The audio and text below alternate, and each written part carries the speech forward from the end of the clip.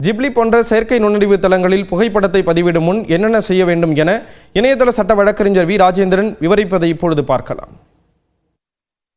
நம் படத்தை நம் ஒரு செயலியில் பதிவேற்றம் செய்யும் பொழுது விழிப்புணர்வுடன் இருக்க வேண்டும். நம்ம படத்தை உபயோகித்து யூஸ் பண்றதுக்கு பர்மிஷன் கொடுக்குறோமாங்கிற முதல்ல பார்க்கணும். பர்மிஷன் கொடுக்குறோமா, பர்மிஷன் கொடுக்கறது தேவையா, இந்த செயலி நம்பகத்தன்மையுடைய செயலி தானா அப்படிங்கிறது முதல்ல. இதற்கு அடுத்த கட்டம், என்ன மாதிரி படத்தை நாம் இதை பதிவிறக்கம் செய்யறதுக்கு இல்லை உபயோகிப்பதற்கு பர்மிஷன் கொடுக்குறோம் அப்படிங்கிறது இரண்டாவது. இதற்கு பிறகு இவங்க எப்படி யூஸ் பண்றாங்கிறத நம்ம கவனத்தோட பார்க்கணும்.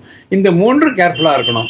இது ஆக்சுவலா பார்க்க போனீங்கன்னாக்க இந்த செயலி இல்லை, யாருக்கு நம்ம போட்டோவை கொடுத்தாலுமே ஒரு அக்கௌண்ட் ஓப்பனிங்காக பேங்க்ல கொடுக்குறோமோ இல்லை ஒரு டெலிகாம் ப்ரொவைடர்கிட்ட செல்போன் கொடுக்குறோமோ கூட அந்த போட்டோவை அந்த ஒதுக்கு தான் யூஸ் பண்ணுவாங்கன்ற நம்பிக்கையெல்லாம் கொடுக்குறோம்.